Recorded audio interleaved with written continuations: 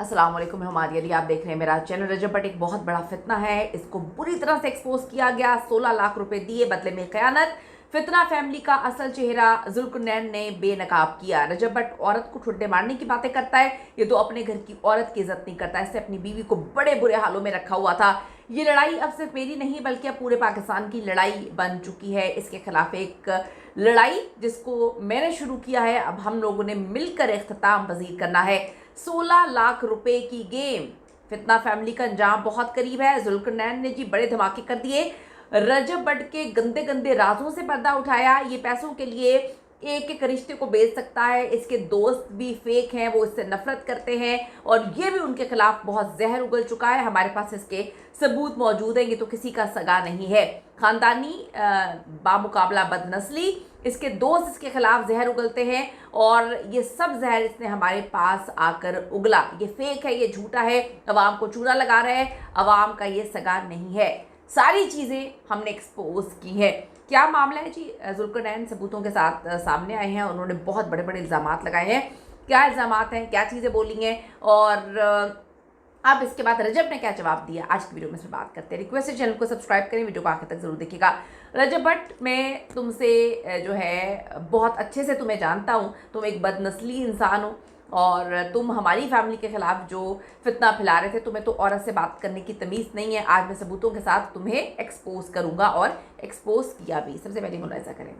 ये कदर हमारी ही वो बहन है जिसके साथ जुल्म हो रहा था, सितम हो रहा था। जब भी हम किसी का घर विजिट करने जाते थे, किसी दावत पर जाते थे, तो हम फील करते थे इस चीज को, इस औरत की इस घर में टके जितनी इज्जत नहीं है। तो इसकी फैमिली के खिलाफ एड्स बना रहे थे। तब तेरी सो कॉल्ड बहन ने ही उनको कमेंट करके कहा था कि प्लीज प्लीज प्लीज आइंदा के बाद मुझे और उसकी बहन को कभी भी इस तरह की चीजों में नहीं लेकर आना। बंदे में जरा भी तमीज नहीं है कि ये किससे किस तरह बात कर रहे हैं, इसको औरतों के साथ किस तरह से मुखातिब होना चाहिए। ये औरतों को कहता है कि मैं आपको ठुठे मारूंगा, ये औरतों को कहता है कि अगर आपकी दम है तो आप मुझे रोक कर दिखाएं। ये अल्फाज बोलते हुए मेरा खुदा गवाह है कि मैं बहुत शर्मिंदा फील कर रहा हूं, क्योंकि आज तक मेरे चैनल पर मैंने इस तरह के अल्फाज कभी भी इस्तेमाल नहीं किए। कहते हैं ना कि मैं हूं रजब फैमिली, ये रजब फैमिली नहीं है, ये फितना फैमिली है। खानदानी मर्द होता है ना, वो कभी भी किसी की फैमिली को टारगेट नहीं करता, वो सिर्फ और सिर्फ मर्दों की लड़ाई लड़ता है। इसीलिए जब हमारे जो एडिट्स बनाने वाले हैं या हमारे जो फॉलोअर्स हैं या हमसे मोहब्बत करने वाले लोग हैं, वो इसकी फैमिली के खिलाफ एडिट्स बना रहे थे, तब तेरी सो कॉल्ड बहन ने ही उनको कमेंट करके कहा था कि प्लीज प्लीज प्लीज आइंदा के बाद मुझे और उसकी बहन को कभी भी इस तरह की चीजों में नहीं लेकर आना। दरअसल ये कदर हमारी ही वो बहन है जिसके साथ जुल्म हो रहा था, सितम हो रहा था। जब भी हम किसी का घर विजिट करने जाते थे, किसी दावत पर जाते थे, तो हम फील करते थे इस चीज को, इस औरत की इस घर में टके जितनी इज्जत नहीं है। इसने हमें इग्नोर करना शुरू नहीं किया, बल्कि हमने उसको इग्नोर करना शुरू किया, क्योंकि हमें एहसास हो गया कि जिसके साथ हम रिश्ता निभा रहे हैं उसकी तो इतनी औकात ही नहीं है, वो तो इतने कैलिबर का मालिक ही नहीं है। वो तो इतना गंदा, इतना बदबख्त है कि जिन सब्सक्राइबर्स को वो अपनी फैमिली बोलता है, वो पैसों के लिए उनके इमोशंस को उनको किसी भी तरह से बेच सकता है। फिर मैंने सोचा कि इससे ना मुझे किनारा कशी कर लेनी चाहिए, क्योंकि ये फितना है। अब मैं इसको फितना क्यों बोलूं? क्योंकि कभी ये मजहब की तौहीन करता है, कभी ये शिया सुन्नी इख्तिलाफ पैदा करता है, कभी ये किसी की लड़ाई करवाता है। तुम लोग यकीन मानो, तुम लोग मेरी इस बात के साथ 100% मुत्तफिक हो गए कि जब से ये बंदा सोशल मीडिया पर आया तब से बिल्कुल सुकून नहीं है। यार क्या सारे के सारे कंटेंट क्रिएटर ही बुरे हैं, सिर्फ और सिर्फ ये शख्स ही अच्छा है? ऐसा बिल्कुल नहीं है, बल्कि ये शख्स ही सिर्फ एक ऐसा फितना है। ये फितना है, पूरा का पूरा व्लॉग जिसमें ये सारी चीज़ें उन्होंने बोली।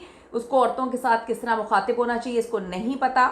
ये ठुड्डे मारूंगा, इस तरह से बात करना इसको जेब नहीं देता।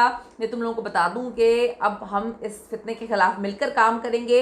हमें अपने काम को जारी रखना है जब तक ये फितना बंद ना हो जाए। जब फैमिली जो है फितना नहीं, ये फितना है और कुछ लोग इसके साथ फितना है। जो ख़ानदानी मर्द होता है वो कभी किसी की फैमिली को टारगेट नहीं करता है।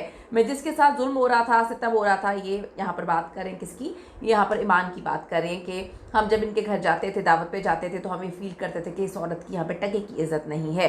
फिर वो कहते हैं एक ऐसा शख्स, इसने हमें तकरीबन कुछ महीनों से इसने कहा कि जी इग्नोर कर रहे हैं। तो मैं आपको ये बताता चलूँ कि इसने हमें इग्नोर नहीं किया, हमने इसको इग्नोर किया।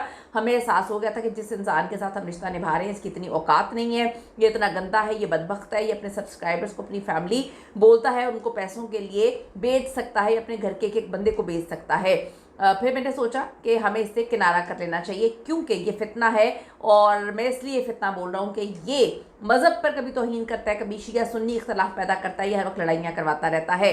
इस फितने को हमें बंद करना चाहिए। फिर ये बताता है, पूरी कहानी जो है जुल्करनैन ने बताई कि 2023 की बात है। मेरी वाइफ पॉडकास्ट करती थी और इसमें मैंने इसको, मेरी वाइफ ने इसको बुलाया। इसके बाद इनकी वालदा भी आई थी, इन्होंने बड़ी हमारी तारीफ़ें की, बच्ची से मिलना है। फिर ये हमारे घर आए, फिर वहाँ पे मामला शुरू हो गया। और इसकी तो औकात ये है कि 2021 में इसने हमें मैसेज किया हुआ था और 2023 में हमने इसका मैसेज देखा। फिर हमारे घर आना जाना शुरू हो गया, ईद शुभरात लेकर आता और इनकी अम्मी बड़ी खुश होती हैं और बड़ा इसने भाइयों वाला किरदार जो है वो रोल प्ले किया।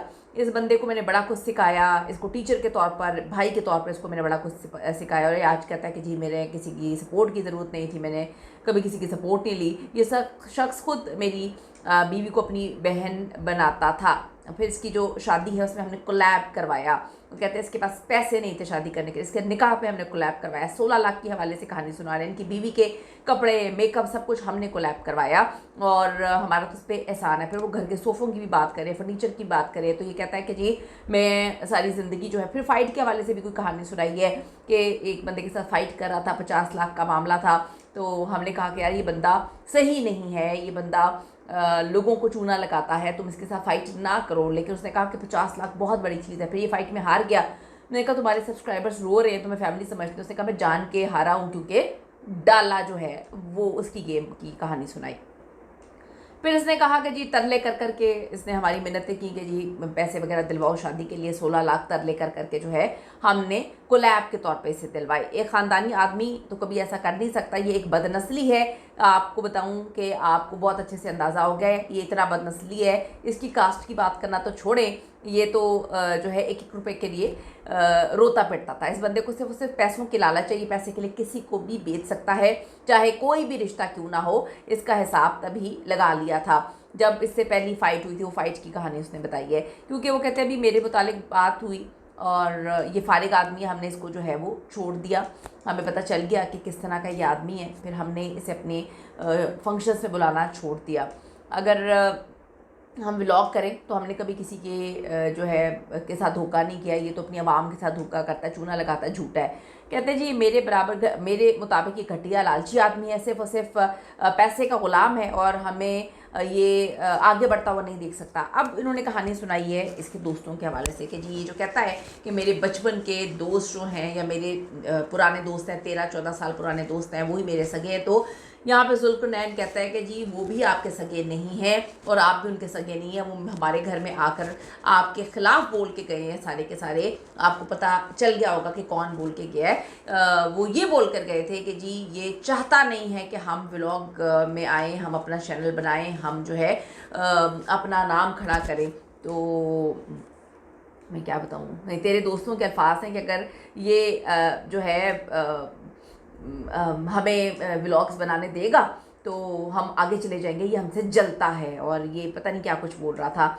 तो ये झूठा आदमी है, ये बुरा आदमी है। और जुल्करनैन कहता है कि जी रजब भट्ट ने भी हमारे पास बैठकर ये कहानी सुनाई है कि इसके दोस्त जो हैं वो कोई भी इसका सगा नहीं है। तो हमारे पास इसके सबूत भी मौजूद है, हमारे पास गवाह भी मौजूद है। नहीं यकीन आता तो अपने दोस्तों के पास जाके कुरान उठाकर ये बात पूछ लो। फिर उन्होंने ये भी बोला कि ये कुरान उठा के भी झूठी कहानियाँ सुना सकता है रजब भट्ट के हवाले से। उन्होंने कहा कि जी रजब भट्ट तो एक इंतहाई फजूल किस्म का इंसान है। जो अल्फाज उन्होंने बोले, खैर मैं यहाँ पे नहीं बोलूँगी, बहुत ही फजूल इंसान है। हमें तो 1.5 साल पहले पता चल गया था इतना फजूल है। हमने कवल की बर्थडे पे उसको बुलाना बंद कर दिया था। ये तो पैसे के लिए किसी हद तक भी जा सकता है। इसने अपनी बीवी के साथ बड़ा बुरा सलूक किया हुआ है। इसकी बीवी जो है वो बेचारी इनके घर में बड़ी मुश्किल से रहती थी। ये सारी कहानियाँ सुना दी उसने। और लेकिन एक बात जो है बिल्कुल रजब भट्ट को नहीं बोलना चाहिए था कवल के लिए, इस तरह के अल्फाज नहीं इस्तेमाल करने चाहिए थे। किसी भी औरत के लिए आपको नहीं बोलने चाहिए, चाहे आपकी वो दुश्मन क्यों ना हो। आपको औरत के लिए, किसी भी औरत के लिए इस तरह के अल्फाज नहीं बोलने चाहिए। यहाँ पे इसकी माँ जी को भी इसको समझाना चाहिए कि औरतों के लिए इस तरह के अल्फाज नहीं बोलने चाहिए। जब आपका किसी के साथ रिश्ता रहा हो ना तो इंसान को बड़ा सोचना चाहिए। वैसे भी लोगों की, औरतों की खुसूसन इज़्ज़त करनी चाहिए। लेकिन एक बात मुझे समझ यहाँ पर नहीं आ रही कि आपको इसकी रग रग के बारे में बड़े अच्छे से पता था। 1.5 साल पहले आपको पता चल गया, 2 साल पहले आपको पता चल गया बड़ा बदनस्ला इंसान है, ये बड़ा बुरा है, ये बड़ा ही घटिया है, बड़ा पता नहीं नीच है, ये पैसे के लिए कुछ भी कर सकता है, अपने घर में भी किसी को बेच सकता है।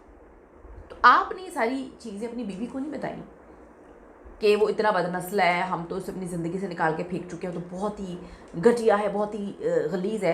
तो जब उसकी कंट्रोवर्सी चल रही थी अपनी बीवी के साथ, उसका मामला चल रहा था, उसकी बीवी ने तो आज तक आकर उसको गंदा नहीं किया, ठीक है। तो फिर आपकी बीवी को क्या ज़रूरत पड़ी थी, यानी कि कवल को क्या ज़रूरत पड़ी थी कि किसी के मसले में उड़ता तीर जो है वो अपने ऊपर ले। आप इस तरह बड़ी बड़ी समझदारों वाली बातें करेंगे, वो इतना बदनस्ला है, वो इतना बुरा है, वो पता नहीं कितना घटिया है, वो तो ख़ानदानी नहीं, आप तो ख़ानदानी थे ना।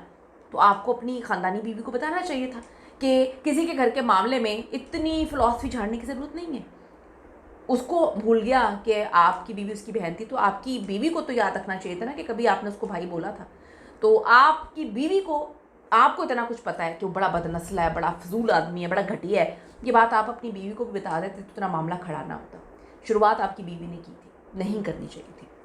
आपके मुताबिक ये बहुत बड़ा बदनस्ल है, आप उसको मुंह लगाना पसंद नहीं करते, तो फिर आपकी बीवी ने इतना कुछ क्यों बोल दिया? आपके लिए तो एग्जिस्ट ही नहीं करता, आपके लिए तो वो मैटर ही नहीं करना चाहिए था, आपके लिए तो वो कुछ अहमियत ही नहीं रखता, आपने तो उसको मुंह लगाना बंद कर दिया था। तो फिर आपकी बीवी ने क्यों मुंह लगाया, क्यों उसके बारे में इतनी बातें बोली? तो कंवल को इस मैटर में नहीं बोलने की ज़रूरत थी। ये लोगों का ओपिनियन है और मुझे भी ऐसा लगता है कि आपको इतना कुछ पता था, ये सब कुछ आपको अपनी बीवी को बताना चाहिए था ताकि आप इस सारे मैटर से दूर रहते। वो किसी को कहते हैं कि जब कोई गंदा हो रहा होता है तो उस पर हमें भी जो है ना उस पर तीर नहीं चलाने चाहिए, फिर जब वो आगे से बोलेगा तो फिर मामला बढ़ जाएगा। ये हमें अपनी ख़वातीन को भी समझाना चाहिए कि हमें थोड़ी सी समझ बूझ रखनी चाहिए, हमें भी मोहल्लों वाली फप्पे कुटनी वाले काम नहीं करने चाहिए, ये हम सबको समझने की ज़रूरत है। इस पर अपनी कीमती राय ज़रूर दीजिएगा। See you in the next video.